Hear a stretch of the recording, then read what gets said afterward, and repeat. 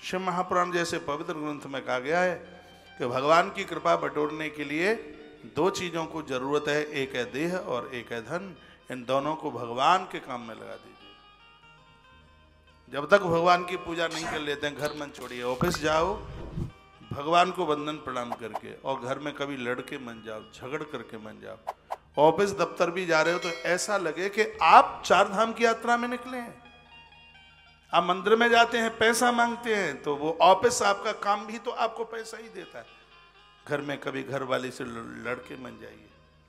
और मैंने एक दिन बोला है किसी कथा में, उस घर में कभी बरकत नहीं होती जिस घर के बच्चे और पति भूखे घर से बाहर निकलते हैं। ध्यान रखें इस बात। इतने काम नहीं है, फिर भी ये लोग भूखे चले जाते हैं घर से। होटल का खाना पीना ये स्वास्थ्य के लिए ठीक नहीं है, ये बुद्धि का नाश कर देता है।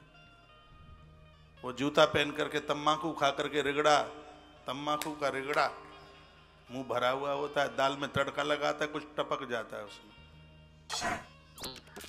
भोजन तो कर गई। संडे की छुट्टी होती है, घरों में चूल्हा नहीं जलता आजकल बड़े बड़े घरों में। हमने महात्माओं की रसोइयों में देखा है, जरा पूरे आश्रम का भंडारा हो तो भी चूल्हा जलता है। जिसके घर में नित्य चूल्हा जलता है, मां अन्नपूर्णा उस घर को छोड़ करके नहीं जाती। उस घर में कभी भी अन्न की कमी नहीं आती। भगवान का भोग लगा करके शुद्ध सात्विक शाकाहारी प्रसाद। ये शिव तत्व की महिमा में ही ये सब बातें मैं निवेदन। भगवान महादेव ने बड़ा सुंदर जीवन दिया है, उसने संस्कार दिए है। उसका नाम शिव इसलिए है, वो शंकर उसे इसलिए कहते हैं जो सबको संस्कार दिया, इसलिए उसका नाम शंकर है।